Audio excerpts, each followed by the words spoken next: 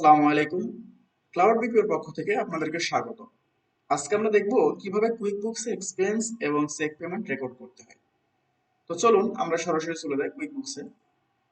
সাধারণত quick books আমরা দুইভাবে কোনো ট্রানজাকশন রেকর্ড করতে পারি।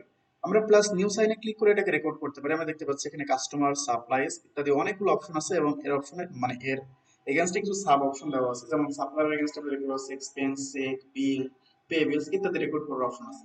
আমরা খুব সহজেই যখন আমাদের কোনো ট্রানজাকশন মেক হবে আমরা এখান থেকে এটাকে রেকর্ড করতে পারি, অথবা সেম জিনিসটা এখানে লেফট নেভিগেশন প্যানেলে দেওয়া আছে, এখান থেকেও আমরা এটাকে রেকর্ড করতে পারি।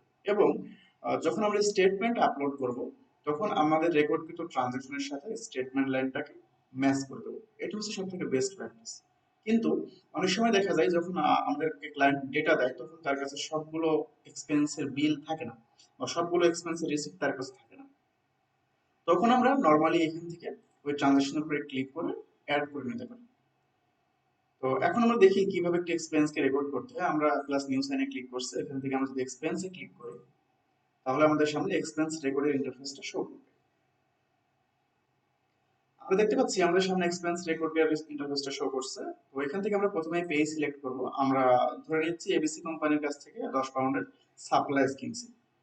তো এখানে আমরা স্যাম্পল ব্যাংক থেকে পেমেন্টটা দিব, বা স্যাম্পল ব্যাংকের কার্ড ইউজ করে আমরা পেমেন্টটা করছি এরকমটা। এখানে ট্যাগ ইউজ করতে পারি, আমি লোকেশন বা অন্যান্য কিছুতে আমার ট্যাগ ইউজ করতে পারতাম। তো আমি আপাতত এটাকে ফাঁকা রাখতেছি। ক্যাটাগরি আমরা রাখতেছি অফিস সাপ্লাইজ। অফিস সাপ্লাইজ ডেসক্রিপশনে আমি এটা রাখতেছি এবং অ্যামাউন্টের করে 10 পাউন্ড লিখে দিচ্ছি। এরপর আমি চাইলে এখানে মেমোটা লিখতে পারি, এবং আমাকে যদি একই সাথে একাধিক জিনিস কিনতে চাই বা অন্য কিছু যদি থাকতো এখানে আরো লাইন আমি এখান থেকে আমার পছন্দ অনুযায়ী অ্যাড করে নিতে পারতাম। এরপর যদি আমাদের কাছে রিসিপ্টটা থাকে আমরা এখানে ক্লিক করে আমাদের রিসিপ্টটাকে অ্যাড করে দিতে পারবো। তো আপাতত আমি এখানে কোনো রিসিপ্ট অ্যাড করছি না, আমি চাইলে এখান থেকে এটাকে সিলেক্ট করে দিতে পারতাম। এরপরে আমি চাইলে একটা প্রিন্ট প্রিভিউ দেখতে পারি এখান থেকে, যে আমার এই বিলটা রেকর্ড করার পর বা এক্সপেন্সটা রেকর্ড করার পর দেখতে কেমন হবে। আমরা দেখতে পাচ্ছি আমাদের এখানে প্রিন্ট ভিউ শো করতেছে। এরপর আমরা এটাকে ডাউনলোড করে রাখতে পারি বা প্রিন্ট করতে পারি, অথবা এখানে এভাবে রেখে দিতে পারি। এখন আমরা এটাকে নর্মালি সেভ অ্যান্ড ক্লোজ করলে আমাদের এটা এখান থেকে সেভ হয়ে যাবে। সেম ওয়েতে আমরা যদি কোনো সাপ্লায়ারকে চেকে পেমেন্ট করি, তো সেই চেক পেমেন্টটা রেকর্ড করার জন্য আমরা প্লাস নিউ সাইনে ক্লিক করে এখানে চেক অপশন আছে, চেকের উপরে ক্লিক করব। এরপর আমাদের সামনে চেক রেকর্ডের একটি ইন্টারফেস শো করবে। এখান থেকে আমরা পে সিলেক্ট করব, যে আমরা কাকে চেকটা দিয়েছি। আমরা ধরে নিচ্ছি এক্স ওয়াই জেড কোম্পানিকে আমরা চেক দিয়েছি, এবং এটা হচ্ছে আমার স্যাম্পল ব্যাংকের চেক। তো চেকের তারিখটা আমি ধরে নিলাম এটাই ছিল, এবং চেক নাম্বারটা 123456। তো সেম ওয়েতে আমি কি পারচেস করার জন্য তাকে চেক পেমেন্ট করছি এটা আমি এখানে সিলেক্ট করে দিব। আমি যদি শুধু পারচেস রাখি,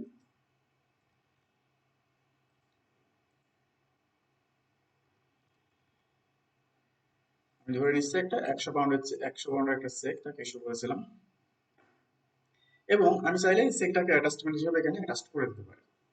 সেম ওয়েতে এটাও আমি এখান থেকে প্রিন্ট প্রিভিউ দেখতে পারি এবং ডাউনলোড করে নিতে পারি, এবং সবশেষ সেভ অ্যান্ড ক্লোজ করতে পারি। তো যখন অ্যাকাউন্টিং পিরিয়ড বা আমি যখন মাস শেষে ব্যাংক স্টেটমেন্ট কালেক্ট করব এবং সেটা এখানে আপলোড করব, আমি তখন দেখতে পাবো এখানে ম্যাচ শো করতেছে। আর যেহেতু আমি এই দুইটা পেমেন্টই স্যাম্পল ব্যাংকের এগেনস্টে রেকর্ড করেছি, ডেফিনেটলি সেটা আমাদের ব্যাংক রেজিস্টারে থাকবে। কিন্তু আমরা দেখতে পাচ্ছি এখানে আমাদের একটা ট্রানজাকশনের উপরে সি মার্ক এবং পেয়ার মার্ক আছে, কিন্তু বাকি যে দুটো ট্রানজাকশন আমরা এখানে রেকর্ড করলাম এখানে কোনো সি মার্ক বা পেয়ার মার্ক নাই। এর কারণ হচ্ছে এখনো পর্যন্ত আমরা স্টেটমেন্ট লাইনের সঙ্গে এই ট্রানজাকশন দুটাকে ম্যাচ করি নাই। যখন আমরা স্টেটমেন্ট লাইন থেকে এই ট্রানজাকশন দুটাকে ম্যাচ করে দিব তখন এখানে আমাদের সি মার্ক এবং পেয়ার মার্ক আসবে। তো এই ছিল একটা সংক্ষিপ্ত ভিডিও, যে আমরা দেখলাম কিভাবে কুইকবুকের চেক রেকর্ড এবং এক্সপেন্স রেকর্ড করতে হয়। ধন্যবাদ এতক্ষণ সাথে থাকার জন্য। আল্লাহ হাফিজ।